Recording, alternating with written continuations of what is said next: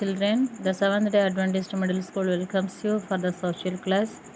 In this class, we are going to see the new topic from past and present. The past and present lesson number 11. We are going to see. The topic of the lesson is the Bhakti and Sufi movements.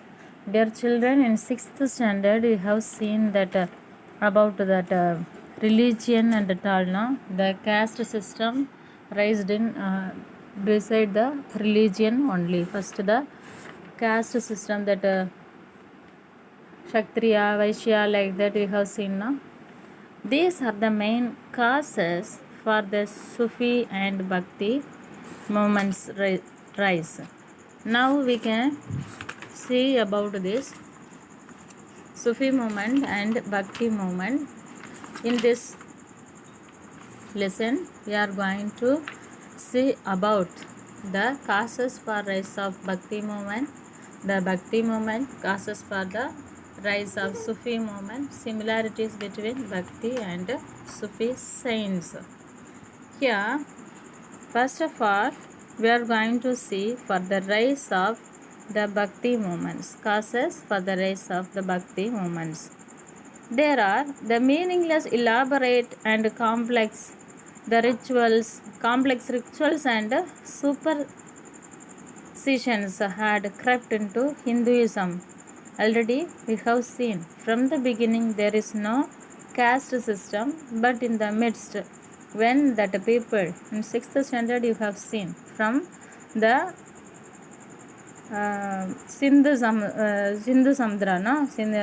Sindhu region, they have moved to that another place, Aryavarta and Brahmavarta. First from Brahmavarta they are moving to Aryavarta. Like that only that caste system was introduced. Maybe the high officials, those who are having the power or people's strength, they maybe have started that caste system and that religion system. Mostly in that time that Hinduism only introduced in India, there is the priestly class dominated among the people. There are inequalities in the religious level also, because the people not respected by means of religion and that by means of caste. So this Bhakti and Sufi movements improved in India. First, we are going to see about the Bhakti movement. In South India, this Bhakti movement raised because in the 18th century onwards only that Bhakti movement raised. Here in South India, the Alvas and Nayanmars are very popular. One place is there in Tirunelveli district. There one temple is there, that Alvas temple is there. Here the Alvas means they are the worshippers of Lord Vishnu. The Nayanmars are the worshippers of Lord Shiva. But these two type of Alvas and Nayanmars, they have popularized the Bhakti movement. They preached the path of surrendering oneself to God. Surrendering oneself to God means we are asked to surrender ourselves to God. God only the leader. There is no any caste system. That only this Bhakti movement tells to us. In this time, Chankaracharya and Ramanuja take a very good vital role to spreading this Bhakti movement throughout the South Indian region. Ramanuja taught the people to surrender themselves to God. What is the main thought of that Bhakti movement means only we surrender ourselves to God. God only the leader to us. That only that Bhakti movement tells. Then Kabir is preaching.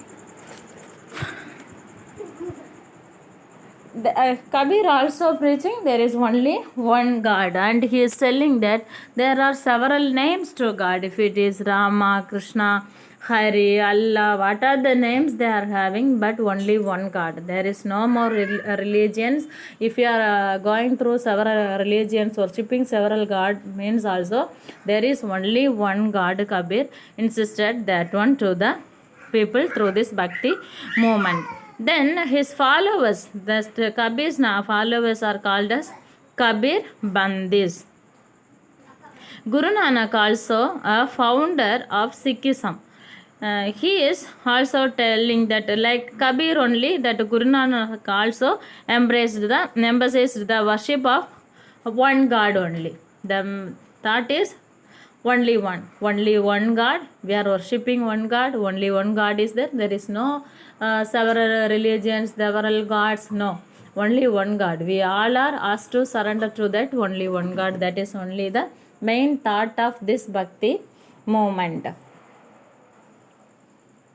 This Guru Nanak's teachings are in the forms of verses. This Chaitanya Mahaprabhu popularized the Krishna Bhakti in the Bengal, and he composed so many hymns to the praise of Lord Krishna. You know, Mirabai, very popular. She is a Rajput princess and she is a devotee of Krishna. She also composed so many hymns and bhajans to express her love to the devotion of that Krishna. She loved Krishna very much. Now, there is a teachings of Bhakti saints. Selfless love and devotion are the means to come close to God. All human beings are equal. Helping follow human being is the true test Bhakti. Knowledge is an essential part of Bhakti. A devotee can express Bhakti through devotional music. These are the teachings of Bhakti saints. Now, the impacts of Bhakti movements. The Bhakti movement played an important role in uniting the Hindus and Muslims. They are telling, no, there is no religion, only one God. If it is Allah, if it is Ram, if it is Krishna, there is only one God, they are telling. So, they are uniting that religions. The Bhakti saints preached in the languages spoken by the common people. This encouraged the development of regional languages. The Bhakti movement helped to revive Hinduism also. Then we can move to the causes for the rise of the Sufi movement. This Sufi movement, what is the reason to the rise of this Sufi movement? To bridge the differences between the two sects of Islam, Sunni and Shia, to uphold the Islamic concept of universal brotherhood and equality of all, to challenge corruption and orthodoxy in the society. These are the main causes for the rise of Sufi movement. In this Sufi movement, Khwaja Muinuddin Chishti was the greatest Sufi saint. He visited the Hindus, Muslims and Sikhs alike. He looked the Sikh people, the Hindu people, Muslim people, all are one. There is a equal respect to the all religious people in the mind of that Muinuddin Chishti. This Hazrat Nizamuddin Auliya, one of the greatest Sufi saint. That Sugravardi Sicila was the first great saint of that Sugravardi Sicila was the first great saint. He is also following that Sufi movement. Here the teachings of Sufi saints are God is supreme and should be worshipped through the love and devotion. Meditation and chanting of God's name is very important. Respect all religions. Different religions preach different ways of teaching of only to reach the God. That is only the main thought of the religious concepts, help to the needy people, follow a guru who would show you the correct path. Those who are showing the correct path to you, you can follow that person. But the main thing is reach the God in the good way. The impact of the Sufi movement is, the Sufi movement encouraged unity between Hindus and Muslims. It influenced the rules to be more tolerant in their religious practices. The Sufi saints preached in the languages spoken by the common people. These are encouraged the development of regional literature. The Bhakti movement also, there are some similarities between Bhakti and Sufi saints.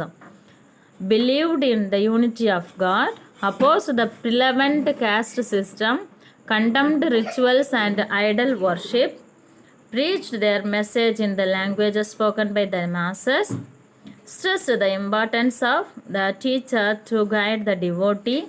Thus, both the Bhakti and the Sufi movements helped in creating a composite Indian culture.